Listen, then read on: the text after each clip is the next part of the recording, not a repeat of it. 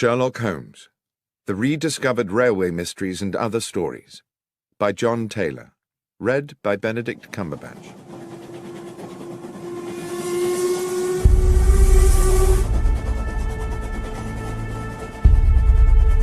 An Inscrutable Masquerade.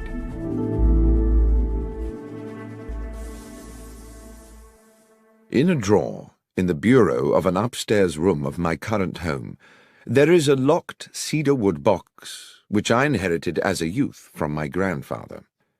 This is, one might say, my box of secrets. When I was young, it contained the treasures of boyhood, a catapult, a lump of beeswax, the carapace of a crab. For many years since, it has been the repository of an archive, admittedly a ragged and disordered archive, a collection of notes and scribblings concerning some of the many cases of my lifelong friend, the consulting detective Sherlock Holmes, which, for one reason or another, I never took the trouble to write into proper reports. Having had recently a little time on my hands, I reopened this box of yellowing notebooks, and it seemed to me that several of the cases, given the ocean of time between those events and the present day, would now bear telling. And I begin by chronicling an adventure which I may have dismissed for several reasons, not because it lacked baffling and intriguing elements, on the contrary, but mostly, I think, because it was, for me personally, such a dizzying and distressing experience. It was a Wednesday evening in July, at the end of a day of strait-jacketing heat, and I sat next to the open window of our parlour at Baker Street, drinking in the air and hoping for the liberating ripple of a breeze. The newspaper on my lap reported the release from police custody of a known criminal, Tobias Organ, arrested some days previously for the murder of Max Zimmerman, a moneylender shot through the head in his small apartment in Wardour Street. In the end, there had been insufficient evidence to charge Organ with murder, even though the police clearly thought him culpable. Strangely enough, I had once met Organ myself. He had come to me as a patient suffering, as I recall, from a severe lesion to the lower back, which he maintained had been caused by a fall against a metal stanchion, but which I had little doubt was in fact a stab wound. My diagnosis was supported, I believe, by his barely veiled threat that I should under no circumstances make known his injury to anyone else. He had an unforgettable, menacing way with him, and I had felt immense relief when he left my surgery. I'd been looking forward to discussing the Organ case with Holmes, who would certainly have some views on the subject, but when he finally appeared for dinner he was irritable and uncommunicative, and from these symptoms I guessed him to be in the process of some taxing mental work. All the same, I had no wish to sit out the meal in silence. "Stifling weather to be out and about, Holmes," I said, peppering a slice of beef. "Indeed, Watson, and equally stifling to be in." He busied himself with cutting into a potato. After a while I said, "I've not seen you today. I presume you were somewhere on business." "Yes, Watson, I was." Another pause, the chink of cutlery. "Somewhere local?" "Somewhere very local, Watson. I'd expect you'd like to know where." "Well, I've no wish to be intrusive." "In the basement. I've been all day in the basement of our house, and since your desire not to be intrusive is clearly struggling against your overwhelming curiosity to know, I will tell you why I was there." And he paused and smiled, "in the full confidence that you will not breathe a word to a soul about it." "Why, Holmes, of course not, and on the understanding that if I do tell you, you will not be able to leave this house until my work is complete." "What?" I put down, almost dropped, my knife and fork. "You don't mean not leave at all?" "That's precisely what I mean. So it may be that you would prefer to forego my secret rather than consent to becoming a prisoner here for what might be several days." Hopelessly intrigued, I gave no thought to the discomfort of being shut indoors in this sultry heat, no thought to the boredom, not even any thought to the fact that I had appointments in my diary. "I'm prepared to abide by your request, Holmes." He stood up from the table, his meal unfinished, and went across to the hearth to retrieve his pipe and tobacco pouch. As he filled his pipe and lit it, he sank into his armchair. "I believe you have been preoccupied with the case of Tobias Organ, Watson." Yes, it has been on my mind. How? You twice left the newspaper open at that page. The moneylender Zimmerman, a legitimate businessman with a wife and young children, was murdered with an army rifle. The police have many reasons for believing Tobias Organ to be guilty of the crime, and one of these is that he owns an army rifle. Organ, of course, denies that his firearm is the murder weapon. Well, yes, I said, one would expect he would. But suppose, said Holmes, suppose there was a science which could with certainty tie a bullet to the gun which fired it. Well, that would be marvellous, I said. But there isn't, is there? Well, Watson, let us say that such a science is seminal. It is exactly this problem which I am wrestling with at present in the basement of the house. I've set up a laboratory of sorts down there where I can conduct some experiments. Progress is promising, and if the results are as I expect, they will certainly send Tobias Organ to the gallows. But Organ is an utterly ruthless villain, undoubtedly guilty of a number of murders, but devious enough always to palm them off on others. If he were to gain even an inkling of my work, we would be in the utmost danger. I can see that you would be in danger, Holmes, but how might I be? As I say, Watson, Organ is ruthless. To get at any enemy, his favourite trick is to abduct someone close to his adversary, often with, I'm afraid, horrific consequences. You know too much now, and since I'm not prepared to put you at risk in that way, I fear you must sit it out in these apartments. You must not answer the door, you must stay away from the windows, no visitors. You must lead the life of a prisoner until such time as this matter is settled. Well, I said, it might be good for me. I have a medical paper to write, and the period of confinement might induce me to keep my nose to my studies. Excellent, Watson. I'm sure your sacrifice will not be in vain.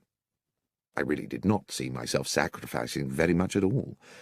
I spent the evening cancelling all appointments of the following week, and went to bed rather looking forward to a few days of fruitful incarceration. The morning found me in a hopeful mood in what appeared to be an empty house. Holmes, I presumed, had already descended to his basement laboratory. Our landlady, Mrs. Hudson, had left me a pleasant, cold breakfast, an indication that she herself had had to leave the house early.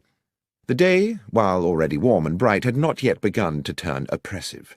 The clock over the hearth ticked slowly as I settled down to my books, experiencing for the first time since my student years some of the quiet ecstasy of study. By midday, the room had become hot. My concentration meandered, and thirst plagued me. I wandered downstairs to Mrs. Hudson's apartment and found her still absent, so I proceeded down to the basement to ask Holmes whether he knew what arrangements had been made for lunch. The door to the basement was shut, and when I tried the handle, I found it to be locked. From within, I could hear the occasional crack of what sounded like a gun being fired, and the grind of metal on metal like ball bearings rolling round an iron bowl. "Holmes, are you there? Watson, what are you doing here?" "I'm in the process of an investigation." "Indeed?" "Yes, I'm trying to find out what's happening about luncheon." "You'll have to prepare something for yourself," he called back. "I'm afraid I've sent Mrs. Hudson away. I cannot risk the lives of innocent people. And Watson, be so good as to keep away from the basement. Confine yourself to our own rooms and to the kitchen. There's a good fellow." "Very well, Holmes, but—" "Yes?" "I really would very much like a newspaper." "I'm afraid you must do without. Neither of us can take the chance of leaving here until this business is complete. Now, please, let me get on." I trundled to the kitchen. I managed to find myself some bread and cheese, which I took back upstairs. Our rooms were now very hot, and since I was forbidden to sit near the window, I ate my luncheon over my books, dropping crumbs into the creases of Gray's Anatomy and beginning to feel restless. After lunch, I managed to force myself to a little more work, but by 3 o'clock had fallen asleep in the armchair. I woke to hear the sounds of evening traffic moving along Baker Street. I listened with something like envy to the busy hubbub of those who were free to come and go, who had families to return to, and simple feasts awaiting them at convivial tables. My lot seemed bleak by comparison. Holmes did not emerge from his infernal basement, and Mrs. Hudson did not appear with an evening meal. I cannot recall how the rest of the evening passed. The heat absorbed during the day by London's pavements now radiated back to thicken the evening air. The world outside, of which I had no news, became gradually silent, and I, hungry and disconsolate, went finally to bed. The next morning, after a makeshift breakfast, I got down to some work, and was well into the argument of the paper I was writing, when I began to realize that the room was again beginning to become airless and oven-like. Determined not to succumb to lethargy as I had the previous afternoon, I decided that despite Holmes's strict embargo on going near the window, I simply must have some air. As I raised the sash, I saw a cab approaching along Baker Street and stopping directly beneath the window. The passenger who stepped out was Nicholas Cartwright, an old university friend now writing for the Times. I hadn't seen him for a couple of months, and he seemed about to pay a surprise visit. Desperate as I was for company, I could not forget the promise I had made to Holmes to admit no visitors. The doorbell rang. My first idea was to wait for Cartwright to give up and go away, but there quickly came a second ring, and with it a call from the street through the now open window. "Watson!" A note of anxiety in his voice, suggesting that all was not well. Cartwright was a good friend. I did not see how I could linger there pretending to be deaf when he might be in need of my help. I dashed down the stairs and opened the front door. "Watson, so pleased to have found you." The statement immediately struck me as odd, as did Cartwright's whole demeanour, but mindful of the proximity of Holmes in his makeshift laboratory, I whispered, "Look, old chap, odd things are going on. Come up, as quietly as you can. I'll explain there." A sudden sharp crack issued from the depths of the house, and I hoped that, preoccupied as he was, Holmes would have no inkling of the presence of my visitor. As we entered the parlour and shut the door, Cartwright said, "Watson, I've been worried about you. I didn't even know if I'd find you here." "Worried?" "Yes. The story in the Gazette regarding yourself and Mr. Holmes. Did you know it was in the papers?" "Cartwright, I haven't the least idea what you're talking about, and as for newspapers, I haven't seen one in days. Here." He tossed me the paper, open at about the third or fourth page, and I read the following headline and accompanying article. "Sherlock Holmes and Dr. Watson part company? After several years of celebrated collaboration, the eminent consulting detective Mr. Sherlock Holmes and his medical companion Dr. John Watson have terminated their professional partnership and, it seems, simultaneously ended their personal friendship. Mr. Holmes said that while he continued to hold Dr. Watson in high esteem and to regard him as a man of exceptional honour and professional competence, circumstances upon which he could not and would not elaborate had made it expedient for them to go their separate ways. There was no comment from Dr. Watson." I stood for a moment, holding the newspaper and averting my gaze from Cartwright. Who had written this? Did Holmes know about it? Was there some truth in it? Was Holmes's exile to the basement a way of keeping me at bay while he found alternative lodgings? "This is today's Gazette?" "Yes, Watson. I see you knew nothing about this." "Am I speaking to you as a friend, Cartwright, or as a journalist?" "Well, I suppose, unfortunately, as a friend, John. I say unfortunately because this is clearly a damned good story. But if you wish to talk to me off the record, so be it." "Off the record, then. I know nothing of this, and I don't know whether Holmes has had a hand in it. He's conducting some very secret business at present, and possibly it's connected to that. That's all I can tell you, I'm afraid." "One thing does baffle me," Cartwright said. "How did the Gazette get the story without us getting it too? Anyway, I won't make anything of this, John, until you give me the go-ahead. But I hope if there does turn out to be an exclusive—" "You'll be the one to get it," I said. "Thank you, Nicholas." I saw him down the stairs and closed the front door behind him, finding myself relieved that he had gone. I had no idea that I would be seeing him again soon under even more peculiar circumstances. But determined that now I must confront Holmes with this business, I knocked on the door of the basement. "Holmes?" A long silence. "Holmes? We must speak." "Not now, Watson." "Holmes, there's something I must discuss with you urgently. Something in the newspaper." There was a scuffling and the basement door opened. "Newspaper? How did you get a newspaper?" Cartwright called. He'd seen an article— Yes, Holmes interrupted. Yes, the article. I dare say you would appreciate an explanation. Give me half an hour. A little later we sat opposite one another in our sitting-room. The evening was still close and oppressive. "The newspaper article," said Holmes, "was an unfortunate necessity. I hope it has not caused you too much embarrassment, Watson, and when this business is finished, all will be rectified." "But why," I said, "report us as having quarrelled?" "Bear with me, Watson, I beg of you. As you know, I have tried to keep my work here secret, but how certain can one be of that? The police are involved in these matters and are aware of my experiments, and who knows whether some junior or even senior member of the force is not in league with that utterly ruthless villain. Now, having been alerted to that newspaper report, might it not be the case that Tobias Organ would assume that you were no longer in London? At any rate, he would certainly be likely to assume you were no longer sharing these premises with me." "You gave the story to the Gazette to protect me?" "Yes, Watson. That was my purpose." "I just wish that you'd consulted me first." "You were not supposed even to know about it, Watson. And if you had not had a visit from Cartwright, you would never have seen the article. It was unfortunate that he came when he did." "It was the article that brought him." "Yes, a miscalculation on my part. Now, it is late, work to do tomorrow, and I must insist on extracting from you another guarantee." "What's that, Holmes?" "That you will not, under any circumstances, interrupt my work again.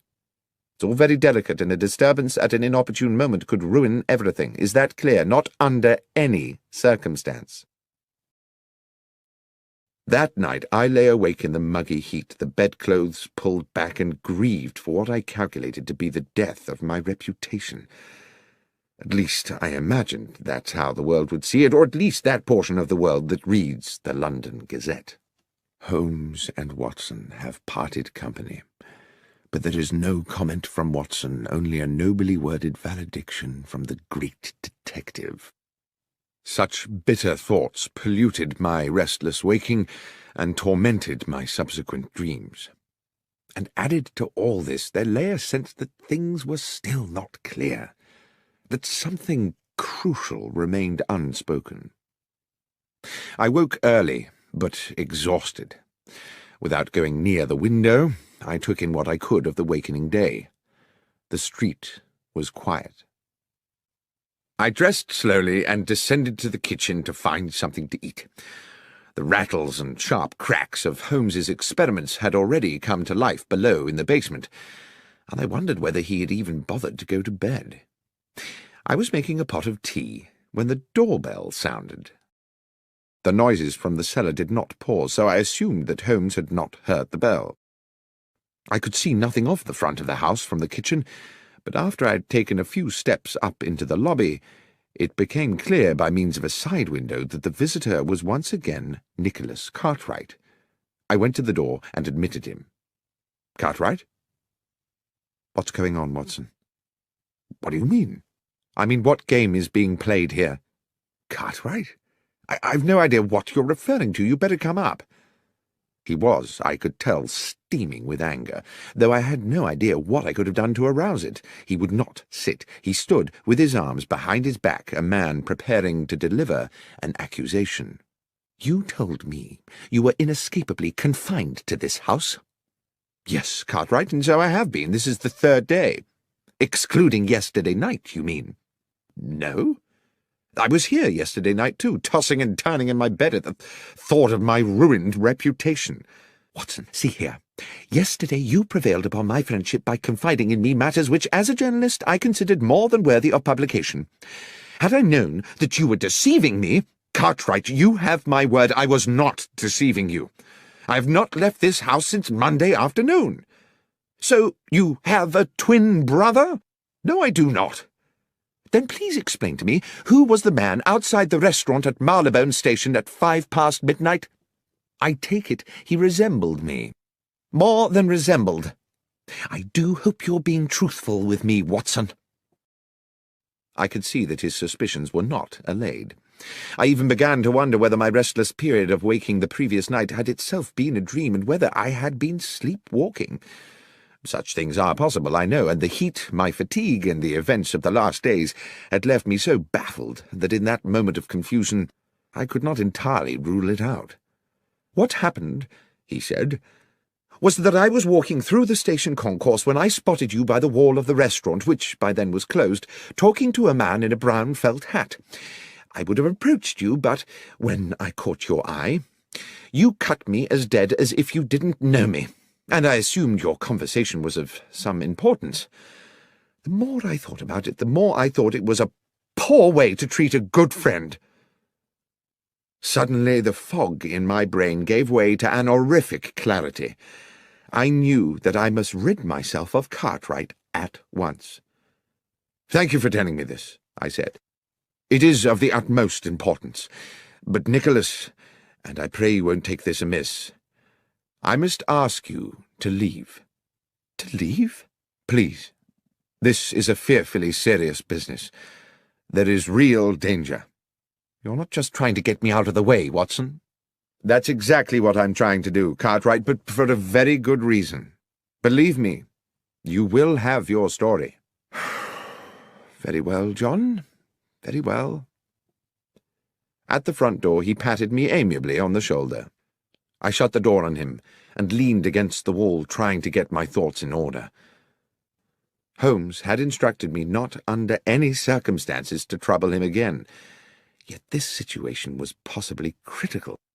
If Tobias Organ had hired some impersonator to look and sound so like me that even Cartwright, who had known me for years, could be convinced, then Holmes might also be deceived, and then what power they would have in their hands. If I could not speak to Holmes, I could at least alert him by other means. I ran up the stairs with the idea of writing a note which I could slip under the basement door, but as I reached our rooms, I heard a cry from the street. Without thinking, I ran to the parlour window. 100 yards southwards along Baker Street, 3 men were struggling. 2 of them were bundling the 3rd man into a cab against his will. It was Cartwright. I dashed down the stairs and ran into the street. The driver of the cab had already whipped up the horse and moved off at a lick, but I gave chase, fury and outrage fueling my progress. I pursued them for a good half a mile until eventually they outpaced me, and I stood gasping for breath outside St. Vincent's Church. I sat on the pavement. I needed Holmes's help. The transgression of a broken promise was a trivial thing, surely, in the context of this appalling incident. I would go to him immediately. Aware that, in the haste of my pursuit, I'd left the front door of the house open, a new anxiety overcame me. Clearly this kidnap was the work of Organ's ruffians, and who was to say that they would not take advantage of an open door? I trotted as briskly as I could back to Baker Street. But the door was no longer open, and on such a close and windless day I thought it unlikely it had been closed by a draught. The horrible thought occurred to me that someone may have already got in. And then everything seemed to tumble into place. Cartwright's abduction had been intended to draw me out of the house so that the man masquerading as myself could gain entry. Holmes would be unaware of this. He would eventually open the door of the basement to his assailant, and, believing it was myself he was admitting, would offer the easiest of targets. I had left the house without a key, but I knew there was a possibility of access via the rear of the terrace. This entailed my knocking at the door of our neighbour, Mrs. Harben, an elderly, amiable woman who seemed happy to allow me access to the rear of the building. Here I was obliged to scale a wall to the yard outside the back of our own dingy basement, the front room being that which Holmes had taken for his makeshift laboratory. There was no light within. I opened the door with infinite slowness. The noise of Holmes's experiments seemed to have stopped. The door that connected this room to the front half of the basement was 6 or 7 short paces away, but it was too dark to see whether the bare floorboards were liable to move and groan when I trod upon them. I tested each step before lowering my weight, and moved with the floating motion of a rather overweight pantomime artist. 1, 2, 3. Then there was movement behind me. A hand was clamped across my mouth and an arm locked around my throat. The grip was expert. I could not breathe or move. The hot breath of my assailant in my ear whispered, "Doctor, do not cry out. I'm going to release you and you will turn round slowly and face me. You must not make a sound. Tap my hand if you understand." I reached up to the hand around my throat, and obediently I tapped it. The arm released me, and as quietly as I could I took a deep draught of air, turning as I did so. "Lestrade!" "Shh! Yes, Doctor. Wasn't expecting you here.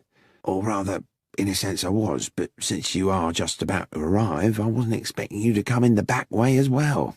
The policeman smirked at his little conundrum. "Will you explain to me," I began, "what on earth you mean?" "Not now, Doctor," he said. "Glad you're here, though, sir. An additional pair of ears. Up close to the door now, and listen, it won't be long." It was indeed less than a minute before we heard the door from the front of the house opening into the laboratory, and the arrival of what sounded like 2 men. The door was closed with a thump, and a gruff voice said, "So this is it?" "Yes, this is where he's working." There was something familiar about that second voice. "And he won't be back for a while?" "No. Half an hour, I should think." At that moment, with a shock, I recognized the other voice. It was my own. I turned to Lestrade again, but he just put his finger to his lips and indicated that I should continue to listen. "So what's the plan, then?" asked the gruff voice within. "To match the bullet that killed Maximum with the ones from your gun," said my voice. "The police know you killed him, but they need Holmes to provide them with evidence that will convince a jury. Evidently, I thought, the gruff character is Tobias Organ." I heard him pace about, then spit noisily. "Zimmerman's not the first one I've topped, and they've never got me yet. They say you only got £4 10 from him." "Never you mind what I got. Anyway, I never killed him just for the money.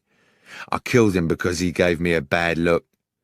He gave me a bad look, and I gave him a bad headache. A bullet right between the eyes. Now, let's deal with this little problem." Suddenly there was a tumultuous crash, as if one of the walls had fallen in. "In we go, Doctor," said Lestrade. He pushed the door hard, and we rushed into the laboratory, where Organ had kicked Holmes's equipment flying in all directions, and where, to my amazement, I saw that he was now being attacked by myself. A perfect duplicate of me cracked him a right hook, then a left hook, and then felled him with a blow to the side of the head. Organ hit the floor like a sack of cabbages. Lestrade was on him in a flash, cuffing Organ's arms behind his back. Lestrade blew his whistle and then proceeded to arrest him. As I stood back to get a better look at my other self, the duplicate doctor put a hand to his own face, wrenched at his upper brow, and pulled and stretched until he had removed his entire face, revealing, beneath the peeling mask, the flaming eyes of Sherlock Holmes. The next moment Lestrade's officers came bursting through the basement door, and Tobias Organ was dragged away. The heat of the day had given way at last to a pleasant evening. Mrs. Hudson had returned to the house and provided Holmes and myself with an excellent evening meal. Now we sat with our brandies, and Holmes with his pipe at the open window, where a gentle breeze lifted the curtains and refreshed the parlour. "As you will have deduced," Holmes was saying, by way of explaining it all to me, "the object of the masquerade was to lure Organ somewhere where we could extract a confession from him by subterfuge." "But your ballistics experiments," I said, "would they not have been enough to convict him?" "It is a science only in the imagination," Holmes said, "and though one day I'm certain it will be more than that, there is much more work to do than I could accomplish in a fortnight. But Lestrade and I agree that if Organ believed himself to be at risk from my experiments, he would wish to destroy them. What on earth were you doing in there, Holmes, if the thing was a complete hoax?" "I'm afraid I did deceive you a little. I was not in there all the time. the mechanism of an old railway clock and a device employing elastic and a drum skin were intended to give the ear the impression of ongoing industry. "Well, it certainly deceived me," I said. "But was it really necessary for me to be incarcerated for the duration?" "I'm afraid so, my friend. If Organ, through one of his spies, had got wind that there were two Watsons, the trick would not have worked. What's more, it was necessary for him to believe that you and I had quarrelled, and therefore that the good Dr. Watson might be in the market for a bit of betrayal. Unfortunately, your friend Cartwright saw me meeting Organ's accomplice at Marylebone Station, and almost let the cat out of the bag. It was necessary for us to put him somewhere safe. Lestrade's men kindly subjected him to a temporary and very comfortable period of kidnap." "It was you who had him dragged away?" "Yes. I had not calculated that you would follow him, of course, or that you would be locked out and find yourself clambering in through the back. But it turned out well. You will make an additional witness for the prosecution." "Do you think they'll convict him?" "Oh, yes, Watson. His confession today was as clear as a bell. Tobias Organ will hang. As for you, my friend, I have given you a terrible time, and as a reward, I'm going to take you to the opera." "Tonight?" "Yes, tonight. Gilbert and Sullivan. The Mikado." "But, Holmes, my memory is you don't much like Gilbert and Sullivan." "No, Watson, but you do. And besides, I have to confess to having a soft spot for the Lord High Executioner."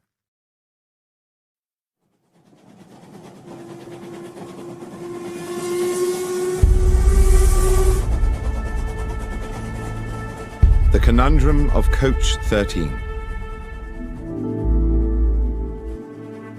On an October morning, when rain streamed from the black clouds that swept above our Baker Street lodgings, I found my friend Sherlock Holmes in a similarly overcast mood. He had not had a case in weeks, not at least what he called a decent case, and he had been huffing and puffing about the house for 2 days. It was with some relief to both of us, therefore, that we heard the slowing approach of a cab in the street outside, and both moved eagerly to the window.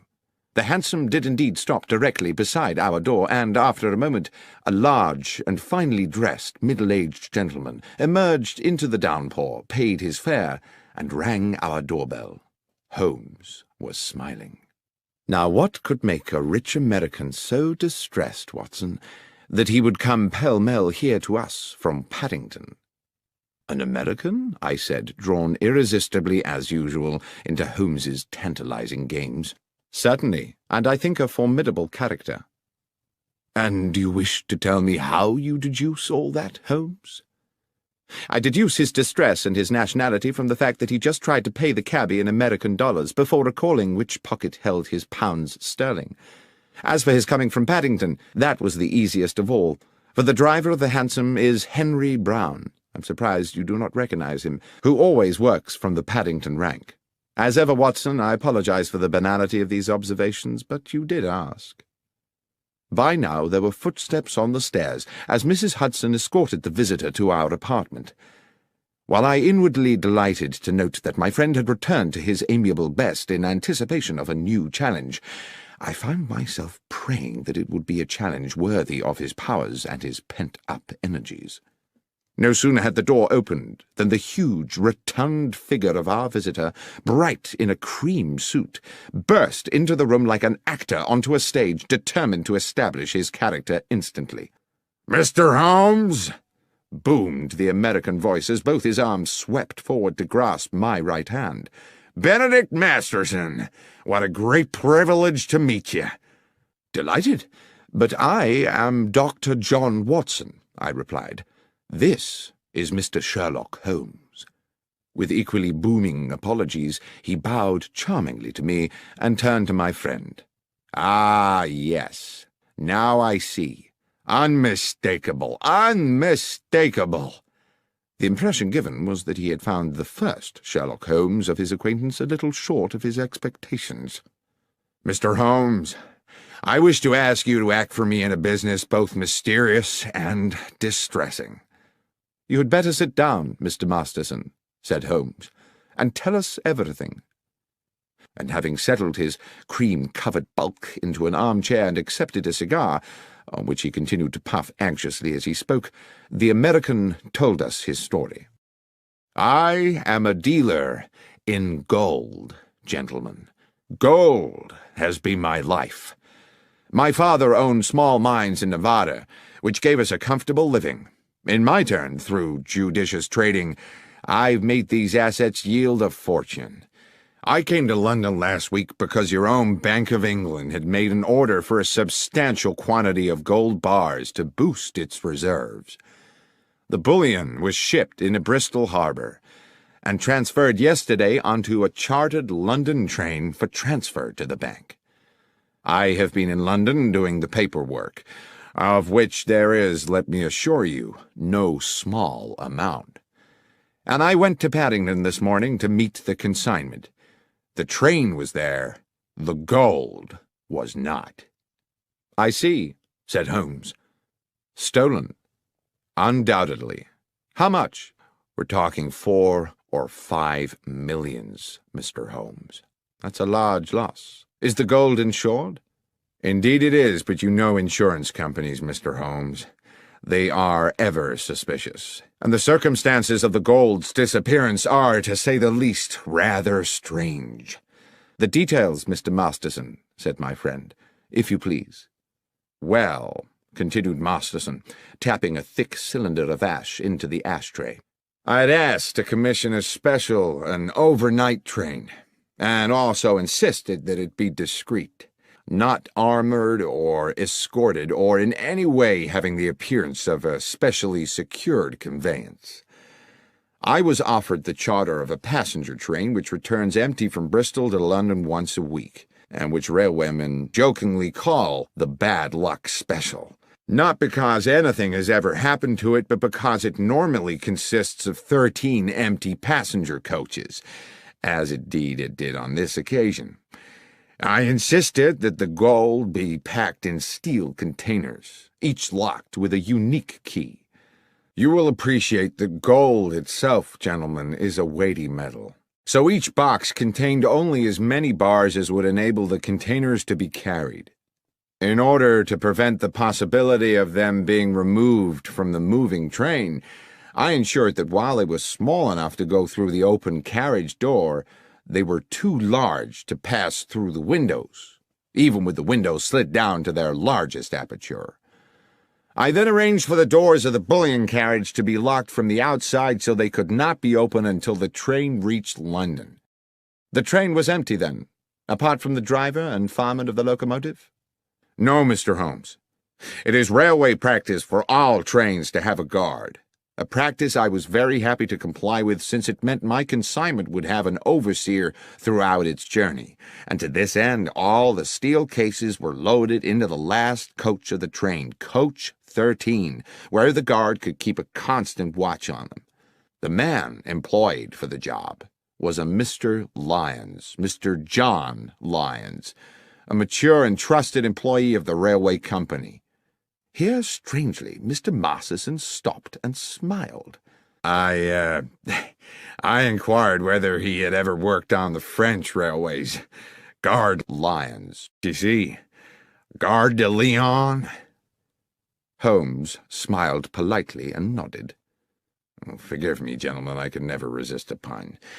To continue, the train left Bristol at 3 this morning, as scheduled. But when it arrived at Paddington at 6, the steel boxes of gold were gone. Mr. Holmes, this was an impossible robbery. The train stopped only once for a minute or so to take on water. Hardly time to unload a single box of bullion, let alone 100 of the darned things, weighing in at 150 pounds apiece." "And the guard?" asked Holmes. "Lyons claimed that he fell asleep somewhere into the journey and woke to find the bullion disappeared. He's being held at Paddington along with the driver and engineer, but all ardently protest their innocence." "And with regard to other suspects, can you think of anyone in your organization who might feel inclined to take advantage of you?" Masterson pinched his lips and looked embarrassed. "Well, if I may confide something to you in the strictest confidence, my estranged wife, Laura, still has shares in the company. She believes that she should have more. There is some bitterness in this regard. However, I know Laura well enough to doubt that she is a thief. My friend simply said, "Thank you, Mr. Masterson. I will certainly take the case on. Would you be so good as to wire Bristol and inform them that Dr. Watson and I are on our way?" "I will, sir. You mean to go there today?"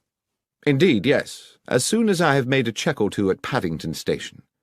"Well, I surely thank you. I can think of no better hands in which to leave the case of the bad luck special than those of Mr. Sherlock Holmes." Holmes did not smile. "I never leave anything to chance, Mr. Masterson. Perspicacity and reason are the tools I employ." "Forgive me, Mr. Holmes. As I say, I am fatally attracted to puns." "We will keep you in touch," Holmes said, "with all developments." Within half an hour we were at Paddington, but before boarding the Bristol train, Holmes wished to make certain that the so-called bad luck special was secure. The train had been shunted into a siding, and we were relieved to find that police responsibility for the case had fallen to Inspector Stanley Hopkins, a young but ambitious detective with whom Holmes and myself had had numerous dealings in the past.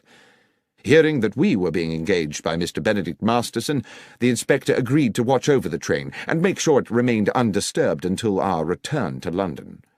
It was still raining when we arrived at Bristol, where we met the station foreman, George Willits, an amiable man in his 50s, who gave the comforting impression of having been in his job for a lifetime and knowing the whole business inside out. Willits had been on duty the previous night and took us directly to the goods platform from which the bullion train had left. Though he did his best to be of assistance, he looked painfully weary. "I apologise to you gents for my appearance," he said, "but I was on night shift last night seeing out the special. I was just about to go off when the message came from London about the theft, so I've not yet been home to bed." "We won't keep you long, Willits," Holmes said. "I understand you were here when the bullion boxes were being loaded." "I was, sir. I supervised them myself. Watched them being lifted into the guard's carriage at this very spot, before I sent the signal to bring in the rest of the train." "The guard's coach was not connected to the train while it was loaded." "That's right, sir. The rest of the train was shunted out of the siding and coupled up just before she was due to leave." "And who brought her in?" "Tommy Marriott, the engineer, and his fireman, Pat McGlinchey." "Old hands?" "Not quite so much a fixture as myself, Mr. Holmes, but they've been around the best part of 10 years. They're sound men." "Good. Now, if you'll bear with me a little longer, Willits, I'd like to ask you a little more about the gold itself. How many men were involved in loading the carriage?" "Well, sir, it was quite some operation. It took 4 men to load each box, 2 inside the carriage, 2 outside. Damn heavy things, if you'll excuse me, sir. Over 100 weight apiece, and damn awkward squeezing them through them narrow doors. It was a hell of a job." "And how long would you say the whole business took?" "It was about midnight when they started, and about 2:15 by the time they finished, so almost 80 minutes." "And after it was loaded, was there any delay before departure?" "No, sir. The rest of the train, as I say, was reversed in from the siding. John Lyons, the guard, got aboard, and the door of the guard's coach was locked from without, sir, as per our instructions." "One final question, Willits, if I may. I'm informed the train stopped en route." "Yes, sir. She was scheduled to hold up for a minute or so at Swindon to take on water." "It stopped for no longer than that, and at no other time?" "No, sir. The signalman would know for sure if she'd been held over for more than a minute, and that's already been checked." Holmes seemed to pause for a moment while he considered all this information, and then he said, "Willits, I am most grateful for your detailed and, I have no doubt, accurate recollections. Now, if you will excuse us, Dr. Watson and I will take the next train back to London and leave you to go home and get some sleep." Inspector Hopkins was at Paddington when we arrived, and Holmes immediately requested that he arrange for us to speak to the railwayman who had commandeered the bad luck special on the previous night, Marriott and McGlinchey, the engineer and fireman, and the guard, Lyons. In a dark office of the railwayman's quarters, on one of the grimmer outer platforms of Paddington Station, The three men sat disconsolately on rickety wooden chairs. It occurred to me that they had by now been detained in this dismal place for several hours, and when Holmes and I were introduced to Lyons, he barely had the energy to nod to us. But he did speak, his words almost drowned in the muffler which half covered his mouth. "I dare say you think me a thief, Mr. Holmes, from what you'll have heard. I'm not, sir, but what I have done is derelict my duty, so maybe I deserve what's coming." "I want to assure you, Mr. Lyons," Holmes said, "that my intention here is to uncover the truth, and uncover it I will. If you are, as you say, innocent of any crime, you have nothing to fear from the law. But tell me how you think you failed in your duty." "Well, I were meant to keep me eye on the shipment, sir, weren't I? But I fell asleep. It's not something I make a habit of, but this time I did." "And woke to find the bullion gone?" "A nightmare, sir. I suppose I should have stopped the train with a pull cord, but I was in a bit of a daze." "How long do you think you slept?" "I've thought about that, sir. I remember us passing through the White Horse Valley just before Swindon, and when I woke up, we were about 10 miles out of it and past the Lumsey Water Tower." Holmes looked towards the fireman McGlinchey, a plump man with rich black curls. "When you stopped to fill the tank, did you notice anything odd?" "No, sir. It was a dark night, and there were no lights there save the fire from the boiler. You couldn't see 20 feet beyond the train." Holmes turned back to Lyons. "I would like you to describe to me the events of yesterday evening." "Well, sir, I wasn't due to start my shift until 1 in the morning, so round about 12 I had a brown ale in the railwayman's canteen and collected some sandwiches and a can of tea for the journey." "Just tea and sandwiches?" "Yes, sir, and a piece of seed cake, if that's not too much detail." "There is no such thing as too much detail. Please continue with your story." "Well, at about 1:30 I made my way over to the goods platform. They just finished loading the bullion into the end carriage, and the other part of the train had been brought in and coupled up. A gentleman in a suit gave us final instructions. To the engineer and fireman Tommy and Pat here, he said the train was cleared to London, with just the one brief water stop, which was under no circumstances to take more than 3 minutes, and if there should be an emergency they weren't to leave the cab. At that point they locked me in with the gold, and at exactly 2 a.m. we were on our way. About a half hour after, I had me sandwiches and a few swigs of tea. It were a clear night, and I sat by one of the windows and watched the stars, contented with everything, sir. That's when I must have dozed, and, well, what happened after that you know." "Thank you, Lyons," said Holmes. Then he turned to young Inspector Hopkins with a new fierce gleam in his eye. "If we may, Hopkins, I should now like to inspect the train." We made our way along the track to the engine sheds, and after checking the locomotive, searched through each of the 13 coaches, whose number I carefully counted myself, until we arrived at the last, the guard's coach, in which the gold had been transported. "Now I have been assured," Holmes said to Hopkins, "that the doors of this coach were locked from the outside for the duration of the journey." "Yes, Mr. Holmes." "Yet it was possible to move along the train through the coaches via the connecting doors?" "Yes." "And what of the other coaches?" "I checked them. Their outer doors were all locked too, but it would have been impossible anyway for the thieves to have moved the containers along the train to jettison them from another carriage. The boxes of gold were too big to pass through the connecting doors. All that had been carefully calculated." "But is it quite certain," I ventured, "that the boxes could not have been opened and the gold removed bar by bar?" "Quite certain," said Hopkins. "Not without the original keys. They were unique to each box." "Besides, Watson," said Holmes, "if the boxes had been opened here, then, with or without the gold, they would still surely be here now. Speaking of which, Hopkins, the carriage is just as it was found when the doors were first opened this morning. As I said, Mr. Holmes, nothing's been touched." Holmes took an initial sweeping glance around the carriage interior, then stooped to pick something up from the floor. "This brown paper, I presume the wrapping for the guard Lyons's sandwiches?" "Yes." "This is can of tea?" "Yes." "Curious. That he had a can of tea?" No. Curious that a man under stress should be so painstakingly tidy." I don't understand, sir. Never mind. What do you make of this, Hopkins? Holmes had picked up from the corner a loop of scarlet fabric, silken and ruffled. I don't know, Mr. Holmes. I was completely baffled by it. It seems to be a small decorative item of some sort from a lady's wardrobe. A hair tie, I should think, I said. How might it have got here? I don't know, Doctor, I'm sure. But I suppose it's theoretically possible that someone might have concealed herself in another carriage. Holmes had put the object to his nose. There is a perfume to it, he said, but faint, as though it had not been worn for some time. Could it belong to the thief? I asked tentatively. Possibly, said Holmes, though I think that might have been a thief too many. He stooped to replace the scarlet fabric on the floor of the carriage. I think we are close to a conclusion, Watson. Hopkins, I should like to talk to the guard lions again, and to the driver and his fireman. Please make sure that there is at least one other police officer present, and we must be sure to invite Mr. Benedict Masterson to our little denouement, since he's been kind enough to pay the fee for this investigation. By the time Masterson arrived, the clock was approaching 9, and we sat in the old mess-room bathed in dingy yellow gaslight.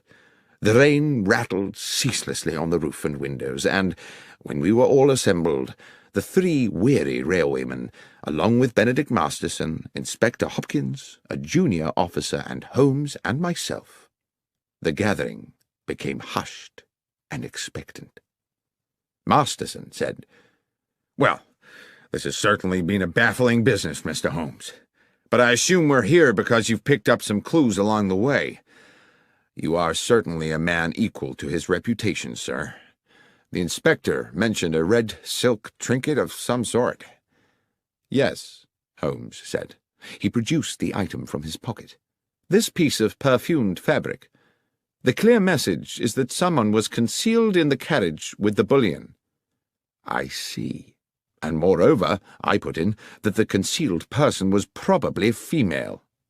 Masterson appeared a little shaken. "Female, you say? Oh, dear." "If I may," said Holmes, "we will return to that later. Mr. Lyons, let us revert for the present to the subject of your sandwiches." "My sandwiches again, sir?" "Indeed. The sandwiches you took on board the train last night, together with the seed cake and the can of cold tea. You say you ate them just before you fell asleep." "Yes, sir." "You ate the sandwiches and the cake, you dozed off, you woke up again, and the gold was gone." "Yes, sir. That's how it happened." "And when you came round and realized the gold had gone, you say it was like a nightmare." "Yes, Mr. Holmes." "You were very agitated?" "I certainly was. Too agitated, I expect, to sweep the floor of the carriage." "To what, sir?" "I presume you did not sweep the floor of the carriage at that point, in that disturbed state." "No, sir, I didn't. With respect, sir, that's not my job." "Quite. I wouldn't expect you to, which makes it very difficult to explain why, when I examined the guard's coach this afternoon, I found not a single crumb on the floor. Now, can anyone here tell me how it's possible to eat several sandwiches and a slice of seed cake without dropping a single crumb? Or, come to that, a single seed?"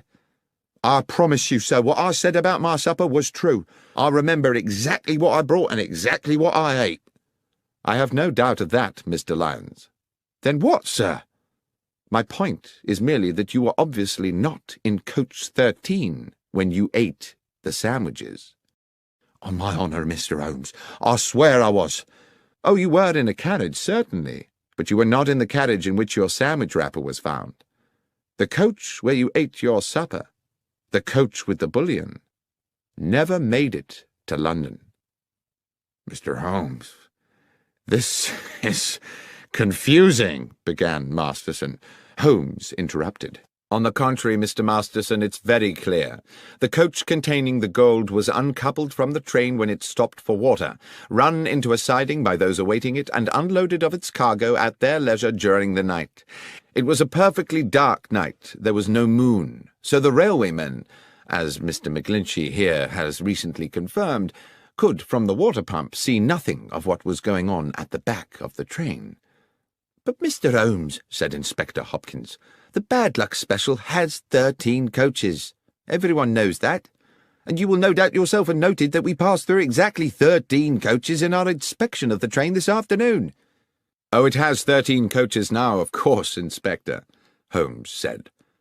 And it only struck me after we had left Bristol and its pleasant station-master Willets that he had described to us in detail his whole engagement with the loading of the gold and the departure of the train without once mentioning that he'd counted the coaches before the train left. The fact is, he didn't count them. He didn't think he needed to. The bad luck special had always consisted of 13 coaches. He wasn't to know that your accomplices at Bristol had added an additional coach to the train before it was attached to the coach carrying the boxes. A coach with its seats stripped out to make it practically identical to the bullion car. On that one night, the bad luck special had not 13, but 14 carriages. When the train stopped to acquire water, it simultaneously shed a coach, and it very nearly, he continued, turning back to Lyons, shed a guard, too. You're a very fortunate man, Lyons." "I don't feel fortunate, sir." "Your good fortune is that you are still alive, and that in turn is because you were fortunate enough to fall asleep. Imagine if you had not. The train stops. The thieves uncouple the rear coach with yourself inside it. As soon as you see them, you become a risk to them. There's no telling what they might have done. What I believe actually happened was that as they were releasing the carriage from the train, someone noticed that you were asleep inside. They took the opportunity to move you into the next coach, along with your tea can and sandwich wrappings. You may be thankful you did not wake at that moment." Masterson wore an expression of amazement. "I am full of admiration, Mr. Holmes. But at the same time, I feel somewhat desolated. This clearly means that someone in my organization has betrayed me." "Which brings me back to the ring of scarlet silk discovered in the carriage, certainly an intriguing adornment to the problem," said Holmes. "It could indeed signify the presence of a woman." "But there is the mystery," I said, "of how she got there, or what she might have done." "I think, however," said Holmes, "that is a mystery with a simple solution." At this point Masterson appeared rather tragically stricken. "You're thinking—" "Yes," said Holmes. "You're thinking that my estranged wife, Laura— Dear God, that foolish woman—" "Oh, come along, Mr. Masterson. You know full well your wife had nothing to do with it. There was no one aboard the train save the 3 men here, driver, engineer, and guard, and none of them had anything to do with the robbery." The 3 railwaymen looked at one another as though they had suddenly had revealed to them their entitlement to a joint fortune. "As for the thieves," said Holmes, "they are to be located somewhere nursing a hoard of bullion, apart, of course, from their paymaster, who is sitting here with us. Is that not so, Mr. Masterson?" Masterson blustered and steamed. He was outraged. This was absurd. "How dare you, sir? What evidence have you for such an outrageous suggestion?" "I had misgivings from the beginning. I could not understand why you came to me so quickly after the theft had been discovered, when you had so much else to deal with. I see now that you were at pains to demonstrate to the insurance company that you were doing all in your power to recover the bullion because, of course, if you could have both the gold and the insurance money, you would have considerably augmented your fortune.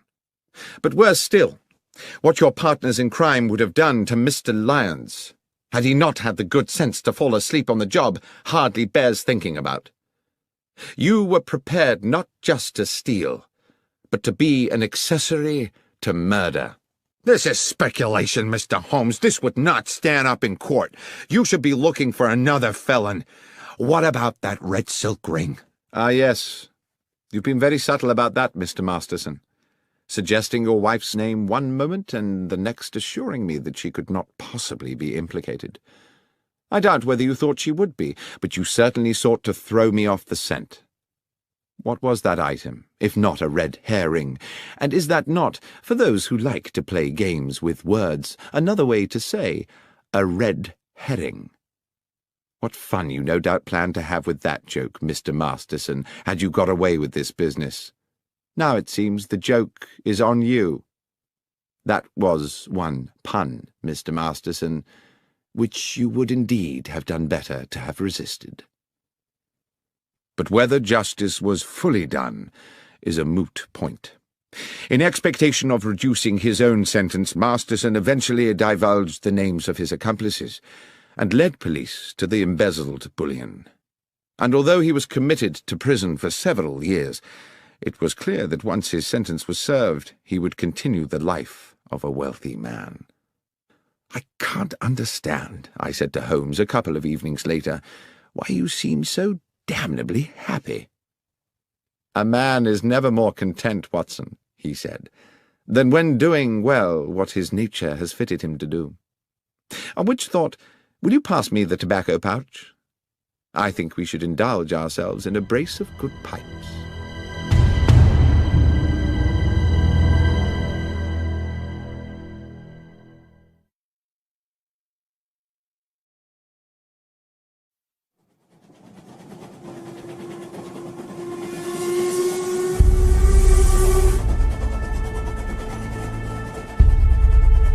The Trinity Vicarage Larceny.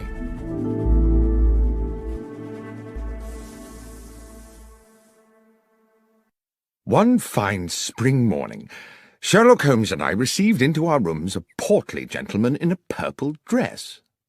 That at least is how it momentarily appeared to me, as I glanced up from the Daily Chronicle at the open door. The purple gentleman, it transpired, was the Right Reverend the Lord Bishop of Kent, an old acquaintance of Holmes, and he had brought with him, as so many of our visitors do, a problem that was clearly causing him some agitation. Mollified a little by coffee and a cigar, Bishop Spriggs needed no prompting to divulge his story. "The nub of my problem, gentlemen, is an unfortunate young priest. A young man of promise and talent, very popular with his parishioners, who has inadvertently got himself into deep water." "Intriguing," said Holmes. "You may recall," the clergyman continued, "that Trinity Church in the Kent village of Hatchingham was last year in the news because of an exceptional discovery." "Of course," I said. "A silver chalice of considerable worth was discovered in the crypt." "Yes, Dr. Watson. A magnificent medieval relic, the so-called Hatchingham Grail, weighing some 22 pounds. With my approval it was sold to the British Museum, with the idea that a good portion of the proceeds would go towards restoring Hatchingham Church. The Reverend Kingsley, pending the beginning of the building work, had locked the money up in the church crypt. It was stolen yesterday. Holmes, you can imagine what an outcry there'd be if this found its way into the papers. It would be bad for Kingsley and the Hatchingham parish, and goodness alone knows what it would do for the reputation of the church. At any cost, the money must be recovered and the thief put away. And I mean any cost, Holmes." "Let us not concern ourselves with fees just yet," Holmes said. "Are there any clues at all as to who might be responsible for this theft?" "I'm not sure about clues," replied the clergyman. "Kingsley did make some sort of an attempt to discover the identity of the villain by chasing him over the fields after the theft, but I'm afraid he didn't get very far." "I think we had better meet the young reverend," said Holmes, "as soon as is practical. Watson, would you be at liberty to accompany me to Hatchingham for a few days?" "I'm utterly indebted to you both," said the bishop. "I dare say while you're in Hatchingham we could put you up at the Trinity Church Rectory. Or there's the Jolly Bulldog, if you'd prefer an inn." "Ah," said Holmes, "the Jolly Bulldog. Now that sounds like just my kind of animal."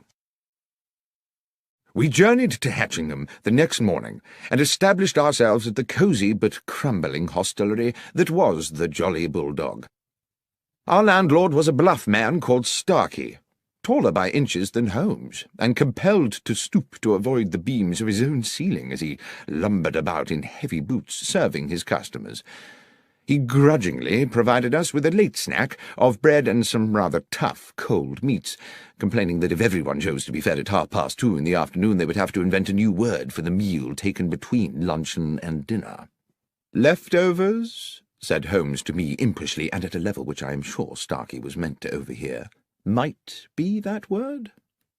The publican growled ominously as he left us, and I leaned over to Holmes and whispered, "There is surely an example of how a little power may go to the head of a man and make him too big for his boots." "I was thinking rather," said Holmes, "from the way he clumps about this place, that his boots are rather too big for him."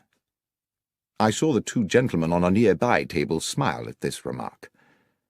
"I shouldn't take a lot of notice of Starkey," said one of them amiably. "He's just as tiresome with all the customers." The gentleman introduced himself as John Hapton, and his companion as Matthew Winslow. Although neither Holmes nor myself disclosed the details of our mission to Hatchingham, it seems they knew we were expected, and it turned out that both gentlemen were members of the parish committee, and were fully apprised of the theft, though they were quick to assert that it was not yet public knowledge. "I hope you will be successful," said Hapton, "in bringing this thief to book. We are fond of our vicar, and he has been a deeply troubled young man since it happened." The Reverend Kingsley's house was accessed from Hatchingham Lane by a short stone path. A few steps beyond the vicarage stood the church, with, on the west side, a moderate-sized graveyard. On the other side, with its own access to the lane and shaded by a handful of fruit trees, stood Cherry Cottage, which we would later discover to be the residence of the verger and his wife. The Reverend Kingsley was a man in his early 30s, small in stature but of good looks, his clerical dress the quintessence of neatness. While clearly stricken by his predicament, he remained calm and articulate, and did his best to make us welcome in a pleasantly appointed parlour whose deep-coloured, thick-piled carpet and embroidered cushions evidenced a delicate sense of taste. "It's a relief to see you, gentlemen," he said. "The bishop told me all about you, about your many successes in solving complex cases. The problem, as you know, is that while we saw the thief escape, we were unable to establish his identity. However, there are one or two factors which, though they seem opaque to my own consideration, might prove illuminating under your own, if I might show you." "I would be most grateful, Mr. Kingsley," Holmes said. "First, though, I see that you have recently held a meeting in this charming room. I presume that apart from the 3 other gentlemen present, the 4th was yourself? You keep the side chairs in another room, I take it." "Good Lord, how did you know all that?" "Oh, it's a simple matter. The carpet beside the window has indentations of 4 chairs, and therefore I presume 4 people, but there are no chairs in the room whose feet would match." "Well, yes, you are, of course, quite correct," said Kingsley with a broad smile. "The parish committee convened here just yesterday, as we do each week. Yesterday was the day I broke the news that the Grail money had been stolen, and I hope that that news will remain privy to the committee members until such time as the thief is caught, but—" The vicar paused, and Holmes said, "Please, go on, Mr. Kingsley." "But," continued the young clergyman, "the gentlemen on the parish committee are the same 3 who sat here 2 weeks ago, when I revealed that the money for the Grail was in the crypt of the church. Only they and I knew of the fact, you see, so I can no longer be as confident as before that they are all honest men, which is a most unfortunate thing." "It was all in cash, I presume," Holmes said. "Yes, Mr. Holmes. I kept cash so that I could employ local men to restore the church and pay them by the day. I have little time to run to the bank and make a withdrawal every time a man finishes plastering a wall." "The money was under lock and key?" "Yes. There is a safe in the crypt where the church's small treasures have always been secreted." "And the crypt itself is locked?" "Yes. It can be entered either from within the church or by a door leading from the churchyard, and both those doors are locked at night. Mr. Holmes, I do hope you can help me with this. I don't know how my flock will ever forgive me if that money is not returned." Then perhaps, if you can bear to go over it all again, you would be so kind as to tell Dr. Watson and myself the circumstances of the robbery." "Yes, of course. 2 weeks ago, looking out of this window on a Monday morning at about 11, I saw a man— I'm fairly certain it was a man— standing at the lich gate and looking over into the churchyard. I would not have given this a moment's thought, except that he wore a hat with an unusually wide brim, and had it pulled so low over his eyes, and his collar so high, that one could not distinguish his features. As I say, I cannot even be certain it was not a woman, except for his way of moving. I watched him for a good 10 minutes before he turned and strode back along the lane towards the village. That same afternoon, this time from an upstairs window, I saw him again, but now further along the lane, standing under a tree and once again seeming to study the church and its grounds. His contrived anonymity naturally put me on my guard. In the evening after those first 2 sightings, I was sitting in that very chair, Dr. Watson, which you are currently occupying, when a thought hit me like a bolt of lightning, a thought which you no doubt will be surprised had not occurred to me earlier, that this stranger might have designs on the money in the crypt. After this alarming epiphany, I spoke to my verger, Sam Manners, and his wife, May, who keep house for me. They live in Cherry Cottage, which, as you will have seen, stands on the lane beside the church's lich gate.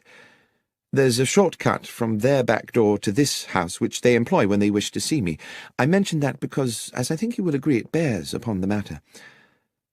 I asked them to report to me if this sinister figure, or anyone else unknown to them, appeared in the vicinity of the church. And indeed, it seems as if the man in that hat had begun to watch my whereabouts, because first May Manners, then her husband, reported to me that they had indeed seen the man in the hat. I began to feel that an attempt on the money was imminent. I resolved, then, to remain in the vicarage or the church grounds until I was certain that the threat had passed. I instructed Mr. and Mrs. Manners that if they saw the stranger again they were to take the short cut to my house and inform me immediately, but they were under no circumstances to approach him. And now we come to the day of the theft. Sam Manners was whitewashing the walls of the church. At this point Holmes stood up. "I think it would be as well, Mr. Kingsley, to acquaint ourselves with the geography of the church and its grounds. Might we continue outside?" A rapturous afternoon of sunshine and birdsong greeted us as we left the vicarage and walked out into the churchyard, where the Reverend Kingsley commenced our guided tour. I immediately began to locate us on a mental map of Hatchingham village and its surrounding areas, a practice I learned in my military days and which has served me well in civilian life. I could see in my mind the large oblong of farmland, about 2 miles across, with Hatchingham village and the church almost at opposite corners. This substantial area of land was surrounded on all 4 sides by public roads. Mr. Kingsley took us through the grounds on a grassy path which ran along the side of the church up against the gravestones of the churchyard. "This is the wall of the church Sam Manners was painting that morning," said the vicar. "He worked for a couple of hours, and at 12 o'clock I sent him off to his cottage for his regular midday meal. I went back into the vicarage and took up a book. After about 20 minutes there was a knock at the back door. Mrs. Manners was in a frantic state. She and Sam had just seen the man in the white-brimmed hat going into the churchyard. I told her to return immediately, and to tell Sam to meet me here at the crypt door, and I came here directly to find myself staring at a spectacular mess." He pointed to a flight of 4 steps just off the path, leading to a door low down in the half-painted church wall. "The door to the crypt," he said, "from which the thief must have made his exit, and not expecting to encounter a paint bucket, presumably kicked it flying in his haste to escape." A residual expanse of powdery white, still damp in places, stained the flagstones at the bottom of the steps. "Sam was with me within seconds," continued the vicar. "We could see nobody, but we soon guessed which way he'd gone. If you'll follow me, gentlemen." The vicar led us a little further along the grassy path, to where the churchyard ended in a wooden fence. Set into the fence was a stile leading on to a footpath. "That," said the vicar, "was his escape route." Beyond the stile, the ragged footpath traversed the meadow through weeds and rough grasses, stretching away into the distance. Along this narrow track could be seen intermittent blobs of white. "And I suppose the presumption would be," said Holmes, "that the trail of white paint marks are the fleeing man's footsteps." "Yes, exactly. Obviously our man escaped across the field to Harding Lane, Mr. Holmes." My companion nodded. He stopped at the stile. "There are two white handprints here," he said, "a right hand and a left hand. The fellow was in some haste, as indeed one would expect." Holmes crossed the stile athletically and walked a little way into the field. Bending down, he examined one of the white marks, then plucked up a handful of grass and returned to us. "Thank you, Mr. Kingsley. I think I've seen all I need to here. Is there anything else you think might help us?" "Yes," said the vicar enthusiastically. "Back at the house." Holmes requested that Sam Manners and his wife join us in the vicarage, and a little afterwards in Mr. Kingsley's kitchen. Mrs. Manners set herself to the task of making us all tea, while Holmes paced the stone floor slowly. I sat at the kitchen table with the vicar and Sam Manners, a ruddy man in his early 40s, whom Holmes was now addressing. "So, Mr. Manners, you are the only person to have caught a glimpse of the man in the hat on the day of the robbery?" "I believe so, sir. I was at the window taking my lunch. I saw this feller in the big hat looking up and down the lane a few times as if to check all was clear, then enter the churchyard. Straight away I said to Mrs. Manners to go by the back door and tell the vicar." "And you yourself waited in the cottage until Mrs. Manners returned?" "I did, sir." "For how long?" "Not more than 2 minutes. She told me the vicar wanted me to meet him out by the church. I dashed right out." "And found the Reverend Kingsley waiting for you?" "Yes, sir, and the door to the crypt wide open, whitewash everywhere." "The crypt door had been locked before you went to lunch?" "Oh, yes, Mr. Holmes, it always was." "And that was when you noticed the trail of paint?" "Exactly, sir, and set off to follow it. You must have only been a short way behind the thief." "Must have been, sir, but he moved like the wind. We was across that meadow in less than 5 minutes. It's a good 4 furlongs, and never caught up to him. But what we found at the opposite side clinched it." Here Mr. Kingsley interrupted. "Sam means this," he said, and produced from a drawer a wide-brimmed black velvet hat, inexpensively made, and in shape rather resembling the sort of thing one sees worn by picadors in pictures of bullfights. Holmes took the hat and turned it around in his hands. "It was me found it, sir," said Manners. "I was running a bit ahead of the Reverend, hoping to catch up with our thief, and as soon as I was over the stile I saw it in the grass by the road, just where I suppose it had fallen from his head."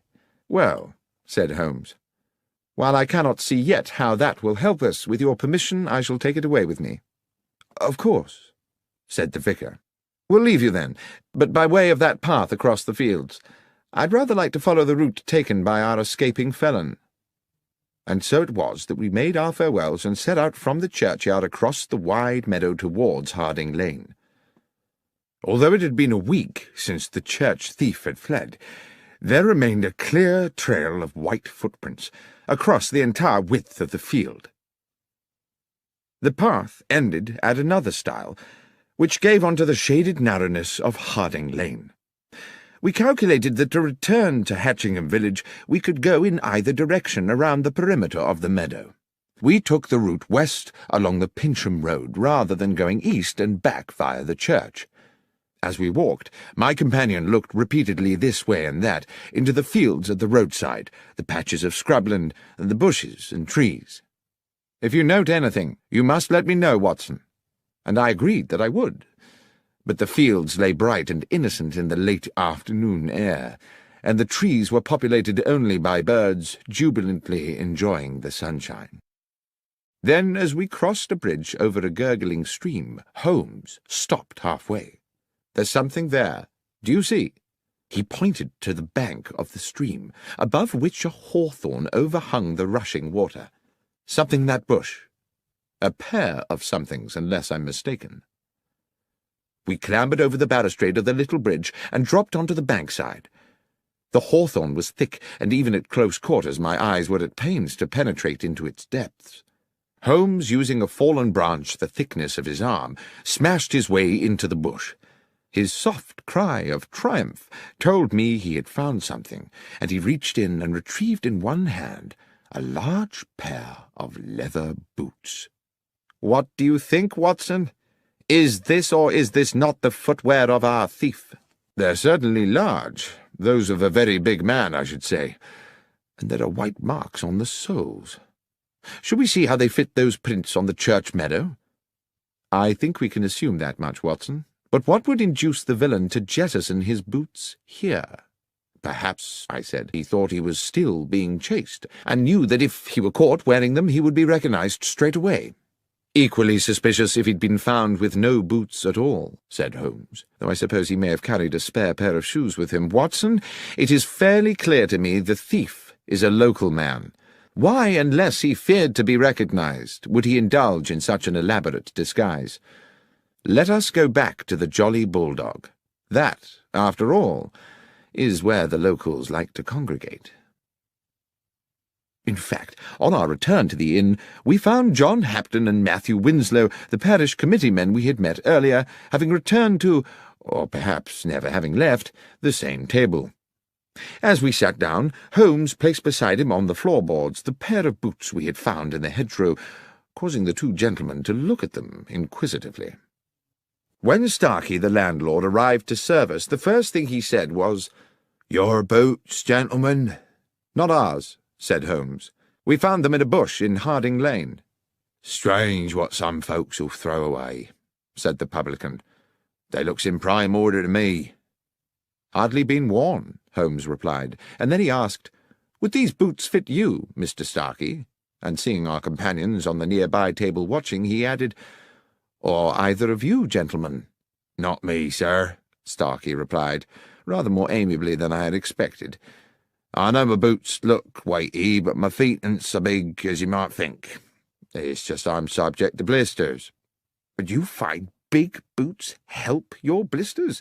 I asked, my experience of patients suffering with that condition telling me the opposite.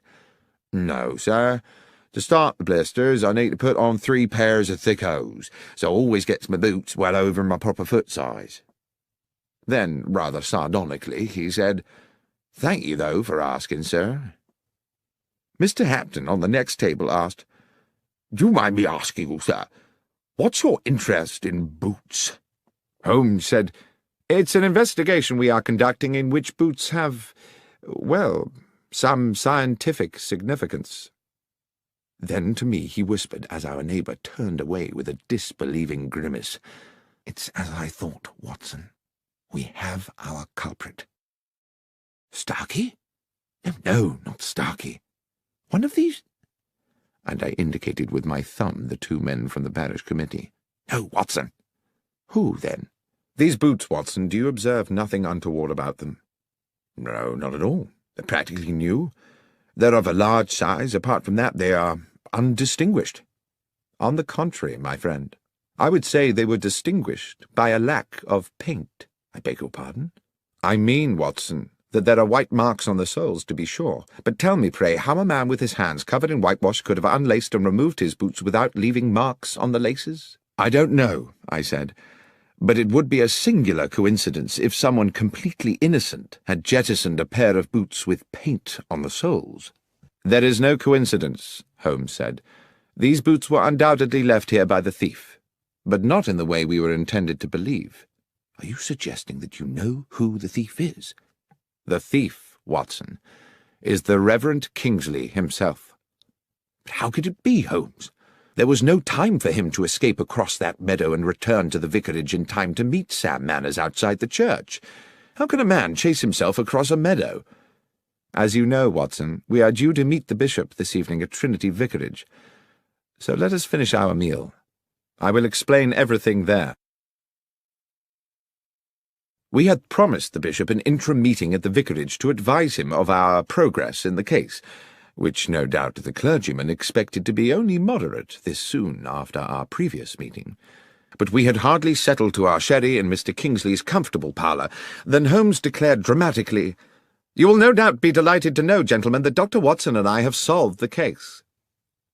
I did not think it my business to confess that after my previous conversation with Holmes I was as much in the dark as anyone, but I sat quietly sipping my sherry while I watched my friend open the bag we had brought from the inn and remove the 2 large white-stained boots we had found beside the stream.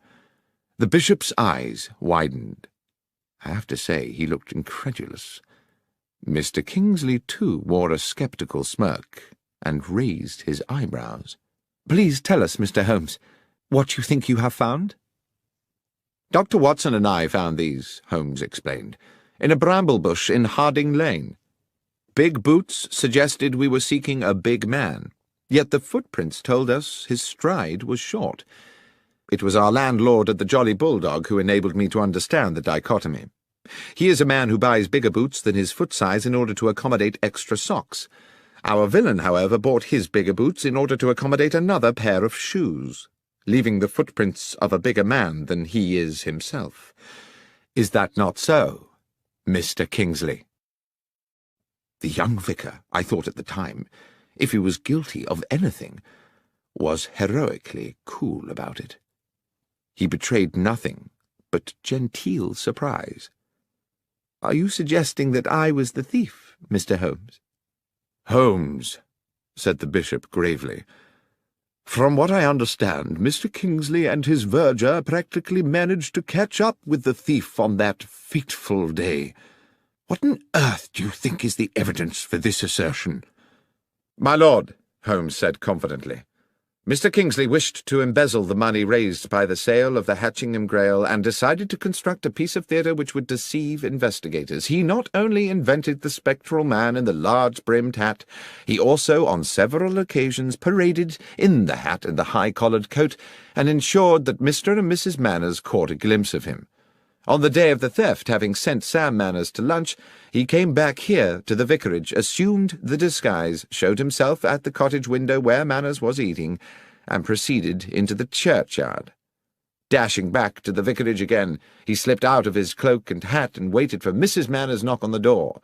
He told Mrs. Manners to summon her husband and rendezvoused with him outside the crypt door." "And then what?" said Mr. Kingsley, insolent with fury.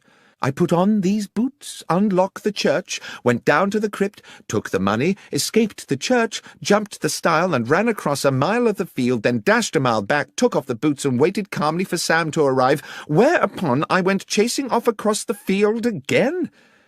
That would indeed have been ingenious. To do in 2 minutes what an athlete could not do in 20. Yes, indeed. The question, as my friend Dr. Watson has clarified, is precisely, how may a man chase himself across a meadow?" "And the answer?"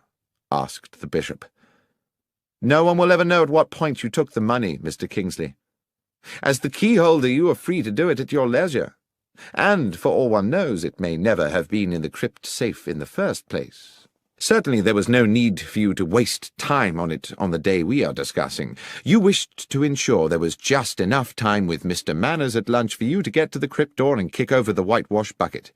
And of course you had given Mr. Manners the task of whitewashing that particular part of the church wall, simply to ensure that there would be a bucket there to be upturned. That was all you needed to do, because, and here is the thing, you had made the footprints across the field on the night before. You had also, I have no doubt, planted the boots in the hedgerow on the same occasion, making sure they had plenty of white paint on the soles. Foolishly, you forgot to daub a little on the shoe laces."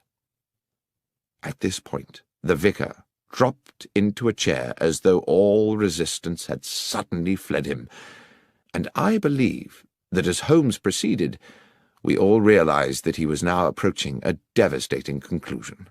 "At some hour of that night, Mr. Kingsley, having splashed so much whitewash on the underside of the boots that your hands were gloved with paint, you planted your white-printed trail along the footpath across the meadow to Harding Lane.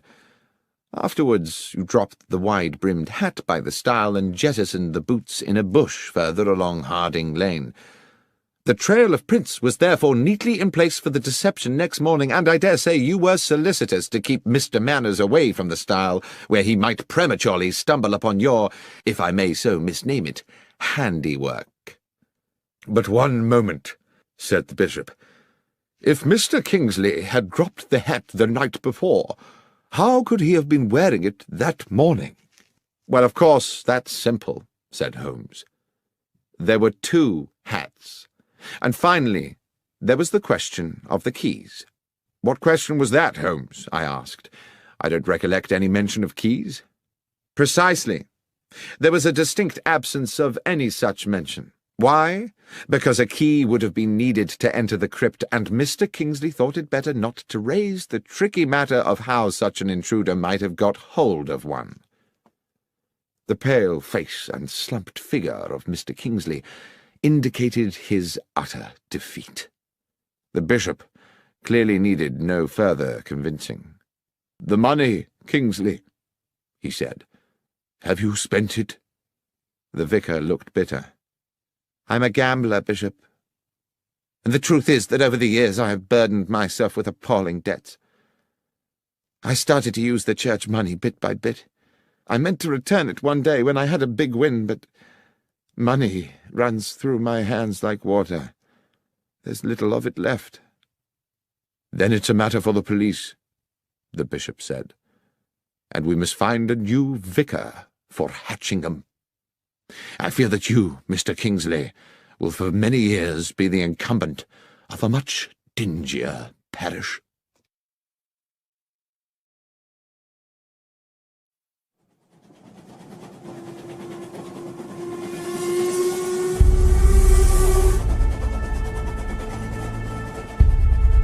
The 1059 Assassin.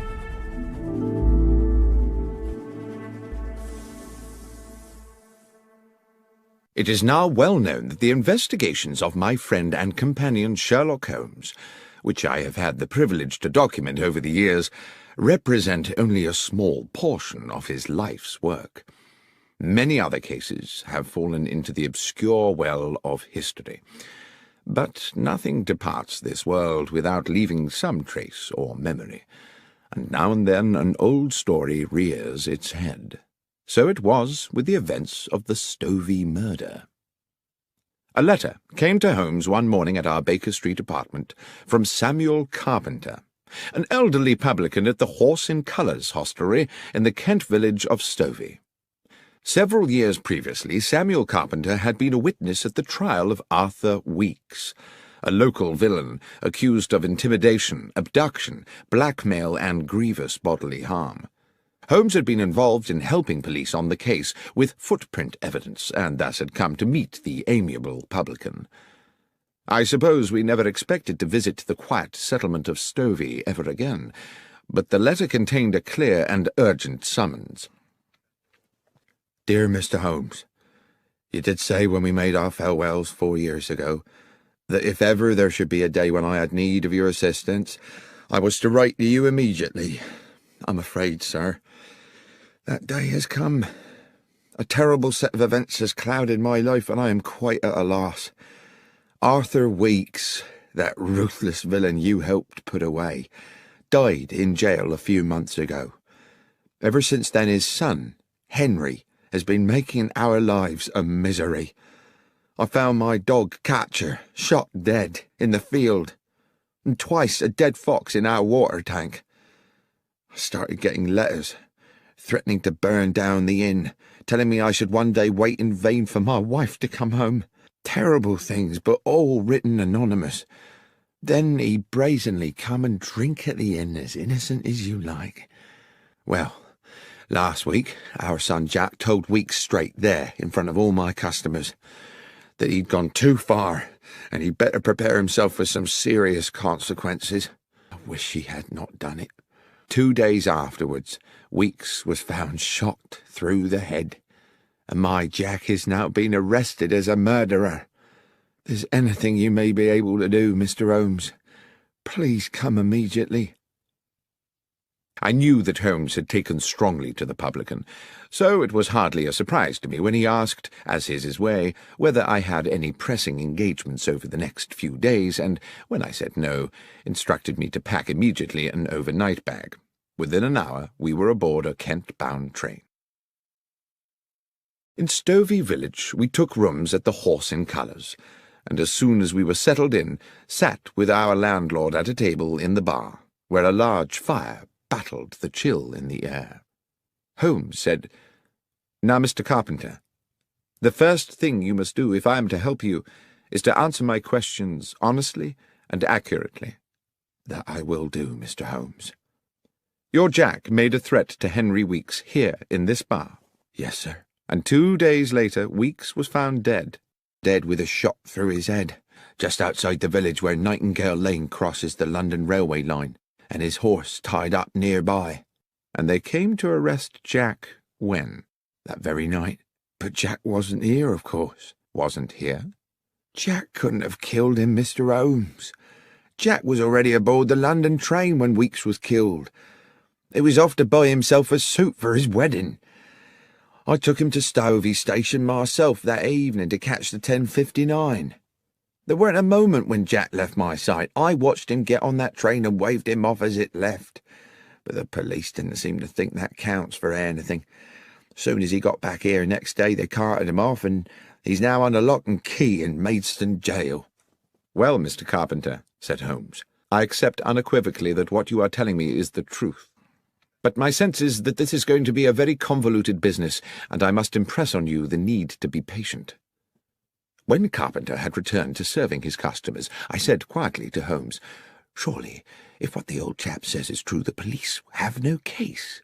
Weeks must have had 100 enemies hungry for his blood, with far weaker alibis than Jack Carpenter." "Perhaps so," said Holmes, "but I fear the word of a father in defence of a son is unlikely to be regarded in court as compelling evidence, especially when the police have their minds made up in advance. Watson, I've a suspicion that things may get a lot more obscure before they become clearer. Let's make good use of the afternoon by acquainting ourselves with the details of Henry Weeks' unfortunate end."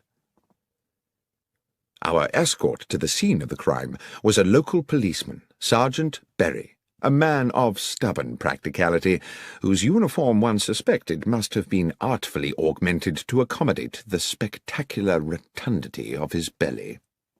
He clearly felt he had better things to do than to accompany a consulting detective to the scene of a crime when the culprit was already halfway to the gallows. Walking from Stovey village, we arrived at a spot about 30 yards from a level crossing where the main London railway line traversed Nightingale Lane. "Dark Hill Crossing. Corpse found here," Sergeant Berry said bluntly. 6 feet from the fence. Victim's horse still tied to the fence. Cause of death, single bullet entering just here." He put a plump finger in the centre of his brow. "Weapon?" "A gun," said the policeman insolently. "I am aware," said Holmes, clearly irritated, "that if a man is killed with a bullet, then the probable source of the missile is a firearm. What I want to know is whether the weapon has been found, or, if not, whether anyone has deduced the type of gun from the type of bullet." "No gun found," said Berry. "As for the bullet, far as I know, it's still at the end of a short tunnel into his skull." "And the horse?" "Oh, I don't think we can pin it on the horse, sir," the policeman said with a smirk.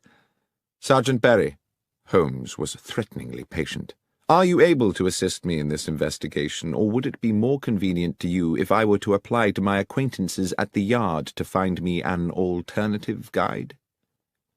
The policeman looked suddenly chastened. "Just my joke, Mr. Holmes. Yes, I can take you to the horse, sir, and to the body." We saw the horse first. It had been stabled with the police horses in a yard in the village, a tall brown stallion with rather frightened eyes. When young, it must have been a formidable creature. Now it looked ragged from a lifetime of hard riding. Holmes looked it over carefully. The animal was skittish, seemingly distressed, and tried to pull away when Holmes held its bridle to examine its head. I watched rather nervously as my friend entered the stable bay and walked round the animal, which threatened to jostle him against the walls. Then, when he reached the front of the creature again, Holmes said, "There's a mark here. A sharp wound, can you see?" On the right foreleg, just above the fetlock joint, was a slender but quite noticeable lesion, apparently caused fairly recently. Holmes turned to Berry again. "Was this mark here when the horse was found?" "I believe so." Good. Well, since we seem to be in the business of investigating wounds today, you'd better show us the way to the morgue. Incidentally, Sergeant, how well do you know the accused man? Fairly well, replied the policeman. Do you know whether he has friends, acquaintances, perhaps, of some intimacy? Well, not really that I know of, sir. He was always at his father's public house, and they were ever a close lot. Sergeant Berry stopped. He became instantly animated and businesslike. A gleam came into his eyes, and he said, "Look, there's the mortuary, Mr. Holmes, just after the church. I'll leave you to it, if I may. Just thought of something rather urgent I've got to do." And very briskly, almost running, he disappeared back towards the village. "Strange," I said to Holmes. "What do you think that was about?" "I think," said Holmes, "that I've put an idea into his head. I only hope it doesn't complicate matters." It transpired that a post-mortem on the dead man had been commissioned, but that the police pathologist had only arrived from London that morning, possibly on the same train as Holmes and myself. I knew Professor Yardley a little through my connection with St. Mary's Hospital in Paddington, and he was quite amenable to my assisting him with the matter in hand. He was a conscientious practitioner, and while the cause of death seemed evident, he thoroughly inspected the externalities of the corpse before opening it. The head wound was a clean, almost star-shaped hole, glutted with dried blood. There was no wound on the back of the head, and it was apparent that the bullet had not exited the body. "Notwithstanding that there was no weapon at the scene," Holmes said, "suicide seems out of the question, wouldn't you say? There are no powder burns to the skin, and, besides, the wound is probably too small for a close shot. I'd say the missile came from some distance." The bullet had, it turned out, penetrated the brow and lodged deep in the parietal lobe of the brain, but, as Holmes had suggested, the hole in the skull was small, and there was not the dramatic shattering of bone one might have expected from a close shot. Suicide, Professor Yardley concurred, was not a possibility. "We are certainly looking for a murderer, then," I commented to Holmes as we wandered back towards Stovey. "Well, somebody killed Henry Weeks for certain, Watson. But I have to confess that at this moment I have no idea who it was." "You don't think we might be wrong about Jack Carpenter after all?" "I do hope not, Watson. It would be an appalling tragedy. But then I suppose for one poor soul or another, murder always is." I had hoped that our next port of call would be the Horse in Colours, for an icy wind had blown up, and I was ready for a glass of beer and the comfort of the inn's blazing logs. But Holmes walked us straight to Stovey Station, where, he said, we must make an important call. I steeled myself against the increasing cold as the last light faded from the sky. The station-master at Stovey was Milton Fraser, a man dressed to give the impression of order and precision, his cap fitting perfectly the balding sphere of a small, neat head, and a fine silver pocket-watch peeping from his waistcoat pocket. Holmes, whose own knowledge of the country's railways is second to none, won his confidence easily. "I wish to ask you, Mr. Fraser," he said, "about yesterday evening. There is a late train to London, I believe." "The 10:59, sir." "It was on time?" "It was, as it generally is. Not much traffic on the tracks at that hour." "And do you recall whether any passengers boarded the train at Stovey?" "Of course I do, sir. Young Jack Carpenter." "Just him?" "Yes, sir. His father saw him aboard. I watched the train pull away myself." "And there is no way anyone could have left the train after that?" "Well, not here in the station, no, not without my seeing him." "Not in the station?" "No. I suppose it might be possible for someone to alight at the crossing." "The level crossing?" "Yes, sir. The 10:59 always stops at Darkhill Crossing for a few minutes. Safety precaution, sir. Thornley Bridge over the Stour is considered unsafe for two trains until they finish the repairs, so the 10:59 up train must wait until the 11:04 down has come through." "And this happens every night?" "Can't recollect when it last didn't, sir." "Lastly, Mr. Fraser, can you recall which part of the train Mr. Carpenter boarded?" "Second compartment of the third carriage, sir. I'm quite sure of that." "Thank you, Mr. Fraser. You've been more helpful than you know." "I suppose we now have to consider," I said to my companion back at the Horse in Colours, as I stared into the flames of the fire, "that Jack Carpenter shot Henry Weeks from the stationary train." "We must consider it, certainly." Yet I think it rather unlikely. How would Carpenter have known his intended target was going to be waiting there at the crossing? Then what is the significance of the stopping train? Has it any? I'm beginning to think it has, but I must confess to being currently unsure in what way. Well, let's eat and then sleep on it, I said. But at that moment our cosy evening was horribly interrupted. A young woman, hair dishevelled, came screaming into the bar. "Mr. Carpenter! Mr. Carpenter!" The elderly landlord came rushing in from the kitchen. "What is it, Sarah?" "It's Beth Miller. They've taken her in." "Who's taken her?" "The police. That Sergeant Berry's arrested her. Says he found a gun." "What's this?" cried Holmes. "Who is Beth Miller?" "Beth is my son Jack's betrothed," Carpenter said. "Their wedding is fixed for next month. Beth's a good and honest young woman and gentle as a lamb. I'll see that blasted policeman." Holmes barred his way and put a hand on his shoulder. "If I'm to help you, Mr. Carpenter," he said, staring hard into the man's wild eyes, "believe me when I say that it will not serve our purposes to be too precipitous. Dr. Watson and I will go straight to the police station and find out what's happening. I beg of you to do nothing before you hear from us." Having received Carpenter's assurances, we made our way out of Stovey to the police station, a thick-walled stone building halfway along to the next village. Once a brewery, it now had the grim air of a medieval lock-up. It would not be exaggerating to say that my friend and I received a cool welcome from Sergeant Berry, whose domain this appeared to be. "Yes, sir, I do have a young woman in custody here, and I can confirm that she has been charged on suspicion of murder." "And can you tell me," said Holmes, "how she is supposed to have committed this crime?" "Well, obviously, sir, we don't know all the details yet, but with a bit of imagination, an intelligent person might construe that she had lured Mr. Weeks to Nightingale Lane on some, shall we say, enticing pretext, laying in wait for him, and dispatched him with a bullet as he tethered his horse."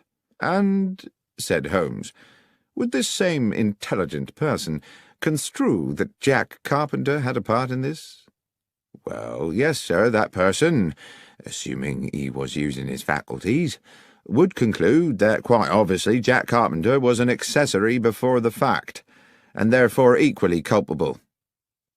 "Thank you, Sergeant," Holmes said, "for simplifying what I, in my sluggishness of mind, had considered a mystifying problem.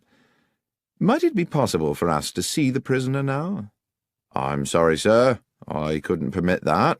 "Or should it wait until I have received authority from my good friend Superintendent Wales at the Yard?" The policeman licked his lips, pretended to consult a piece of paper on his desk, and said, "Well, as you say you are a friend of the Superintendent, sir, I'm sure 5 minutes wouldn't hurt." We were shown to a cavernous room where rusted iron remnants of the brewhouse remained bolted to the walls and ceiling. The large skylight had been set with bars, and there were no other windows.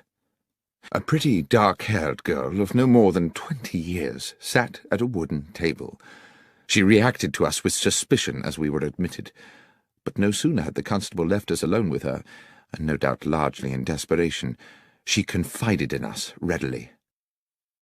"Miss Miller, we have a limited amount of time," Holmes said to her, "and you must tell us everything you can about this business." "Yes, sir. I'll try.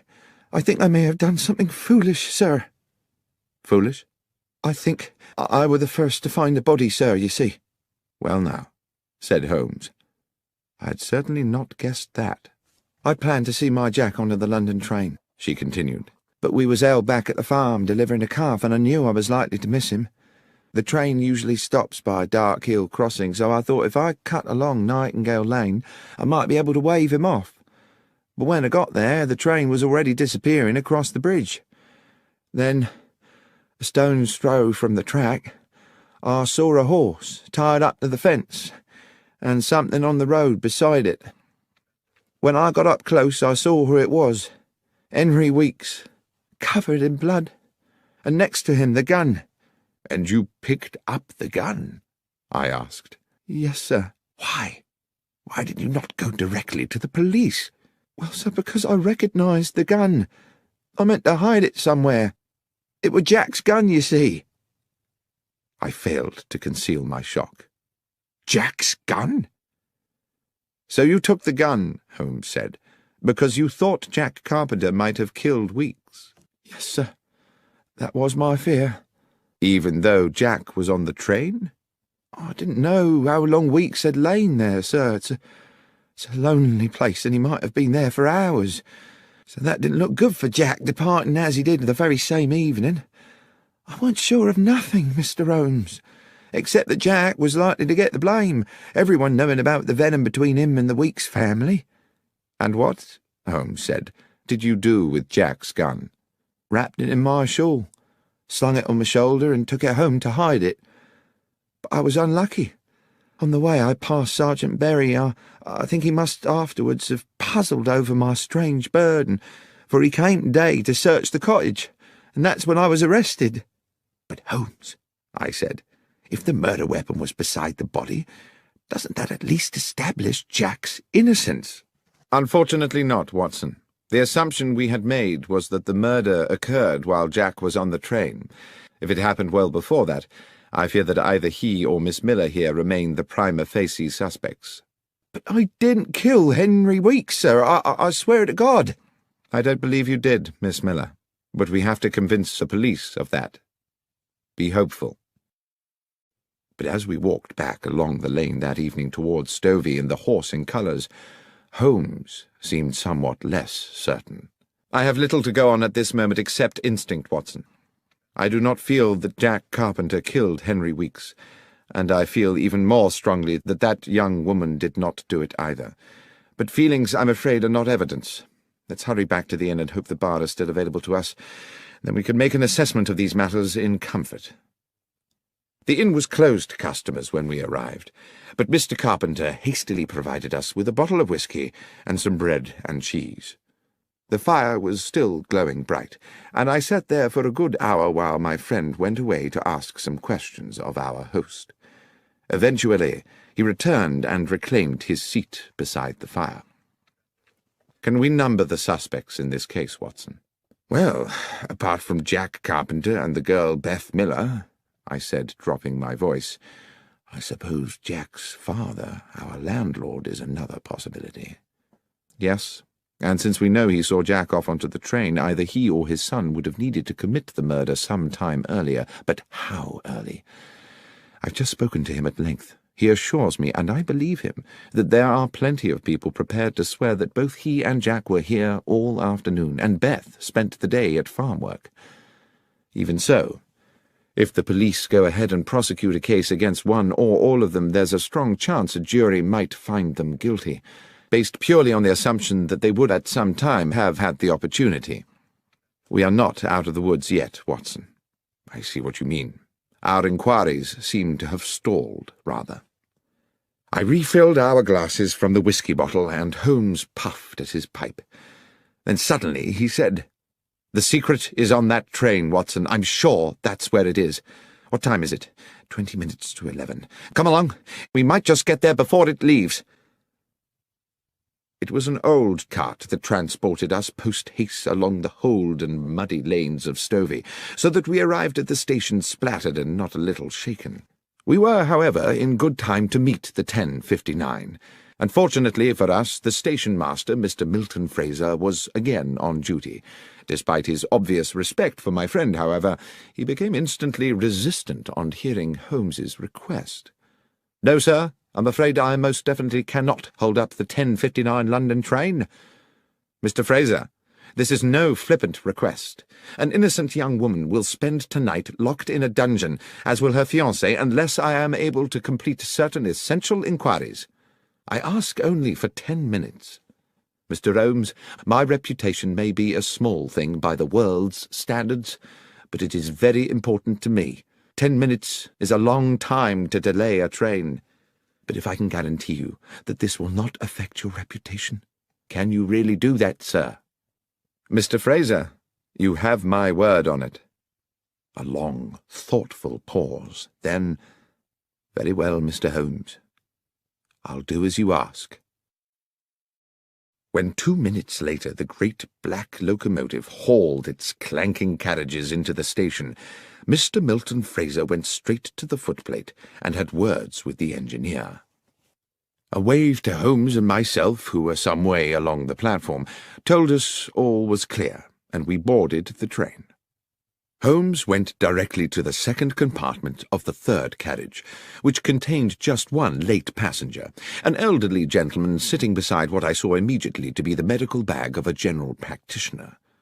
"If I may interrupt your peace and quiet, sir," Holmes said, and having outlined his reasons, asked, "Were you aboard this train last night?" "I was," said the older man. "I take this train pretty well every night. I'm a medical man with a practice in Newbury and a home in London." "Were you in this same compartment last night?" The elderly physician laughed. "Creature of habit, sir. Same compartment every night." "And do you recollect the young man who, I believe, got onto the train at this station yesterday?" "I do, as a matter of fact. He sat there, right opposite me by the window. Pleasant young man." "Good. Now, sir, the train stopped at Dark Hill Crossing a little way up the line. Do you recall anything unusual about that?" "Oh, it stops there pretty well every night, but, well, I do remember something, as a matter of fact. The train whistled, as it usually does, to see if the down train is close enough to respond. At just that moment, I remarked a small flash of light outside the train, like the sun reflecting off brass." "And the young man," said Holmes. "What was his response?" "He seemed as puzzled as I was. He said he knew the area and couldn't imagine what it could be." "Thank you, Doctor," said Holmes. He led me briskly from the train. "We have just 3 of our 10 minutes left before the train leaves, Watson, but I think it might just be enough." Mr. Fraser was waiting for us on the platform. "All done, sir?" "One final request, Mr. Fraser.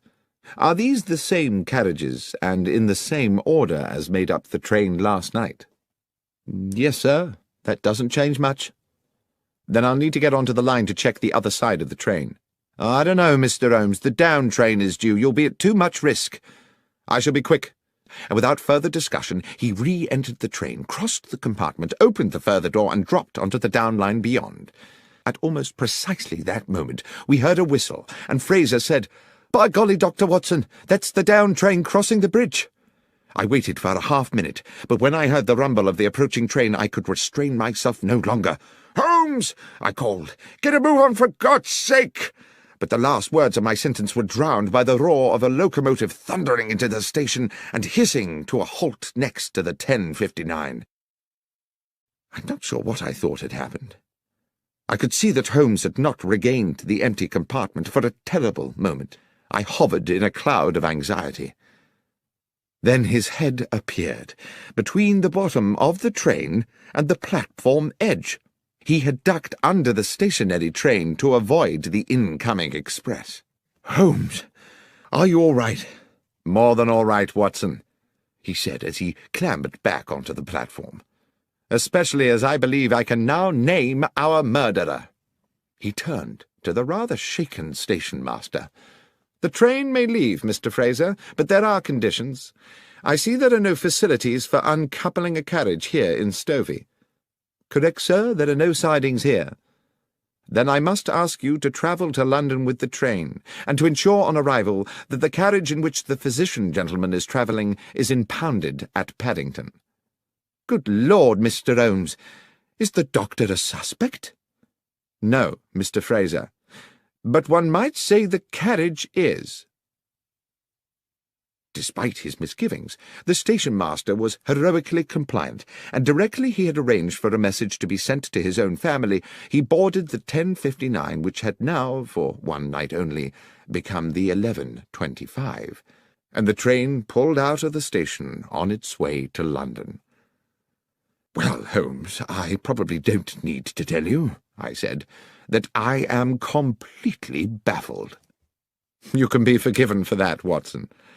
It has been a puzzling business." But you do intend to explain to me how a train carriage can be a suspect in a murder case. I will explain everything when we get back to the Horse in Colours, but first I must ensure that Beth Miller is released from that appalling prison and spends tonight in her own bed. It was long past midnight when we sat again in the comfort of the inn. Though I had not been present when Holmes had put his theory before Sergeant Berry at the makeshift jail, he had clearly made a convincing argument, because Beth Miller had been immediately released and sat with us now at the rough-hewn table where Samuel Carpenter, bubbling with the turn in fortune, was proving very liberal with his best ale. "So, who was it, Mr. Holmes? Who was the murderer?" "Well, that's not as simple a question to answer as you might think," said Holmes. "The simple answer is that Henry Weeks was the murderer." "Do you mean it was suicide?" I said. "Well, Watson, whatever we call it, there is no doubt that when Henry Weeks fired the gun, it was to murder Jack Carpenter." Around the table, Mr. Carpenter, Beth Miller, and I, all wearing similar baffled expressions, sat staring at Holmes, waiting for him to elucidate. "Henry Weeks," Holmes said, "went to the spot with the intention of killing young Jack. He knew the train would stop there, and he meant to get a shot at his victim through the carriage window. Things seemed to be going well for him. Jack Carpenter was sitting on the stovey side of the train, so Weeks would have had a good view of him from the lane. Here is what I believe happened. Weeks took aim, but at the very moment he was about to squeeze the trigger, the train blew its whistle. My guess is that the horse reared up and kicked the butt of the gun, hence that wound on the beast's foreleg. The gun went off." "Ah," said I, "that flash of light the physician on the train mentioned." "Precisely. The sound of the shot was probably drowned by the noise of the train. The gun barrel now tilted down, its aim sent low. The bullet hit the wheel bogie of the carriage. The mark on the metalwork is what I was so keen to check this evening, and ricocheted back to strike Henry Weeks." "So the train wheel was the killer," I said. "As I say, one could impute the train or the bullet or even the horse as accessories, for all were material in the death. But the fact of the matter is that Henry Weeks, in a rather elegant example of poetic justice, inadvertently murdered himself." Holmes and I took the first train back to London the following morning, passing on our way out of Stovey Station the sight of Weeks's lonely death. "What put you on to it, Holmes?" I asked. "I suppose you could say, Watson, that human goodness put me on to it." "Not deduction, then?" "Samuel Carpenter, his son Jack, Beth Miller. Good people, Watson. We were, if my instinct about them was correct, distinctly short of homicidal candidates. Then you'll recollect the nature of Weeks's head wound. Clearly not suicide, as you noted yourself, because of the shallow nature of the wound. But was it a deep enough lesion to have been caused by a direct hit at close range? That set me wondering about whether the bullet might have rebounded. My examination of the train confirmed it. You're quite right about the wound. I dare say it didn't kill him outright. The poor man probably lay there for some while, bleeding to death in the cold." "Well," said Holmes, "perhaps that bleak hour may have given him time to reconsider the error of his ways." Sherlock Holmes, The Rediscovered Railway Mysteries and Other Stories, was written by John Taylor and read by Benedict Cumberbatch.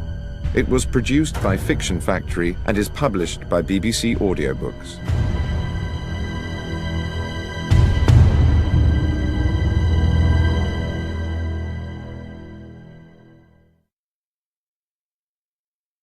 When I was young, it contained the treasures of boyhood, a catapult, a lump of beeswax, the carapace of a crab. For many years since, it has been the repository of an archive, admittedly a rag